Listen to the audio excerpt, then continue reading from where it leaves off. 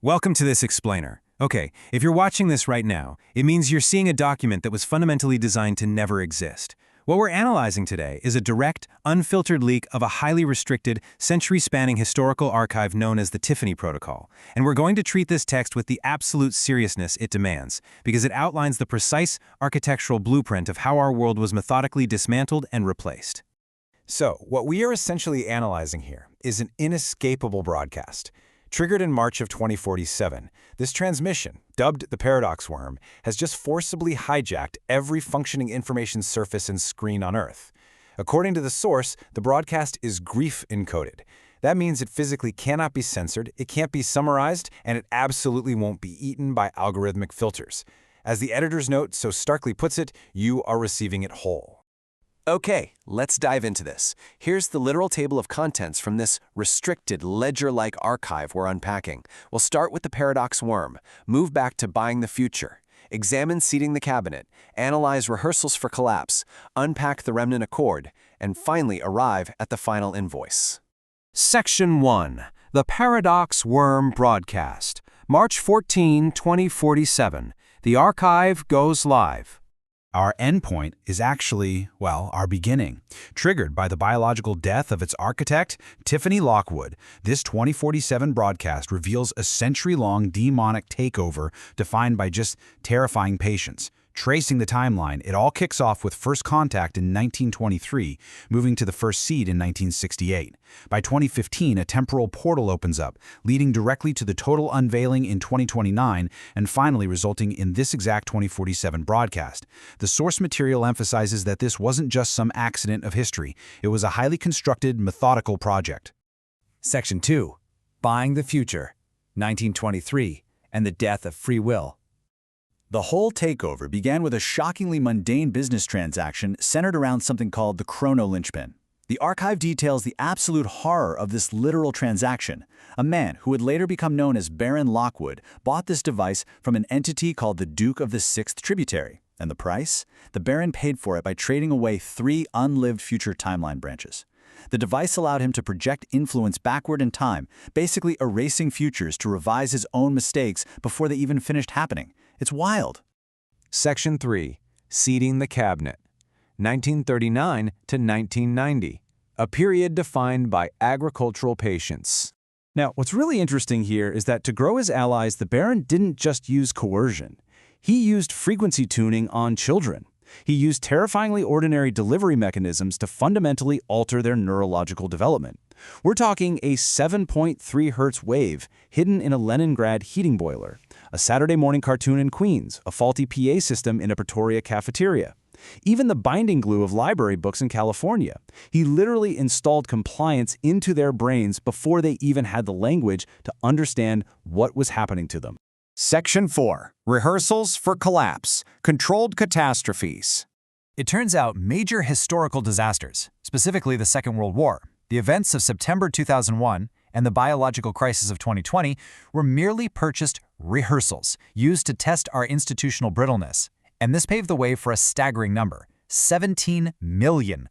That represents the sheer scale of the Baron's operations within the visible world.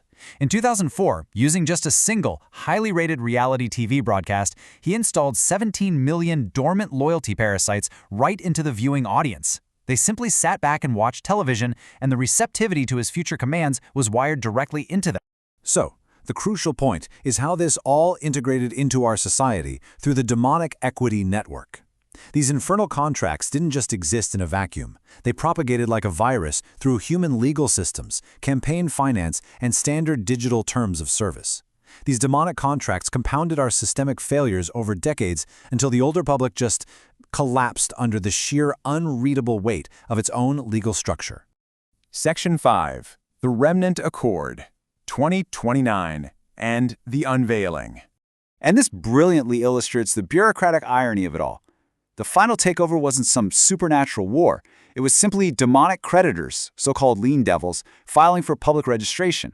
The infrastructure was already entirely in place. Notice the stark divide in the resulting post-collapse equilibrium. On one side, you have the Aether Touched. That's roughly 12% of the population who are forced to navigate the raw, horrific, intolerable demonic infrastructure for what it really is. On the other side, the Veiled. 88% of humanity who just surrendered to exhaustion and chose to live in artificial comfort, inside algorithmically curated bunker enclaves, completely ignoring the reality powering their world.